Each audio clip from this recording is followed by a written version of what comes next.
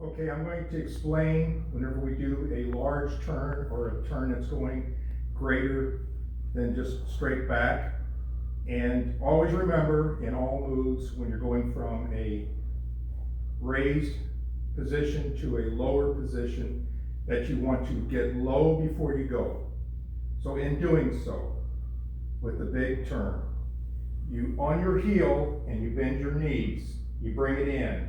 You don't do a turn on the heel, you turn the balls of the feet. So as you're stepping out, as you're coming around, your turn is on the balls of the feet, bringing your hips around, finish the move at the same time.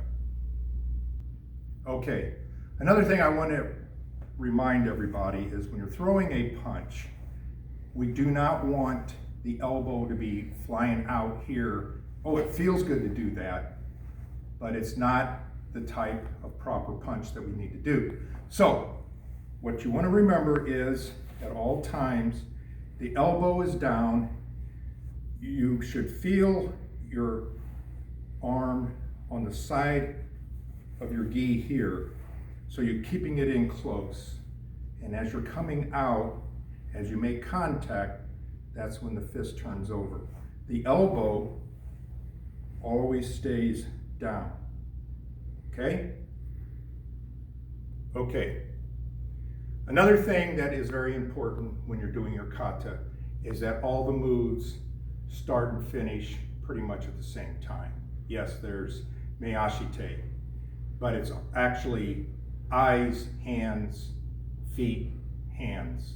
And what I mean by that is when you're doing a move, you want to start the hands in the intermediate movement as you're stepping out. As soon as you touch and as your hip is coming around, the hands are already in motion and finishing at the same time. And more of a regular speed, it is that way. Okay, we're going to go over the hips a little bit. Always remember when you're taking any type of a step in your kata, you want to use the hips. That is where the power comes from. And the foot that comes up, you naturally, this hip comes forward and you straighten it out. Make your step and then you bring the hip around. Okay? Whether you're going forward or backwards, as we do in our cross deck sometime. Another one is the Zenku stance. You still have to put the hip action in that to get the maximum power into your moves.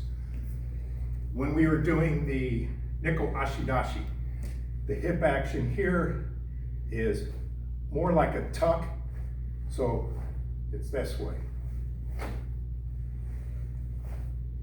Okay? Okay, another spot that's really important and very difficult to do the hip is in Fukigata Ni. When we are stepping back, here's where you get the wind up. You pull this hip back and you allow the hip action to go with your technique. And then of course the next one, the slide up, step, and then once again, this is where your wind up is, and you allow the hip to go with the technique. All right, going over some other moves that's in the second kata. The last move, you kick over, you step back. This will come here. This becomes your block, but it doesn't stop here. It continues, and then they both go. And again, remember to put that hip in there. Step up, step back. This one here becomes the middle block. And it's a reverse punch. And then as you step up, the knees are bent and then you straighten up. Okay, after throwing the kick, you step, you bring this up, that's your elbow strike, and then this one comes down. You got to put the hip action there, and then you relax enough to where you're throwing the next technique, the punch hip goes together. Okay?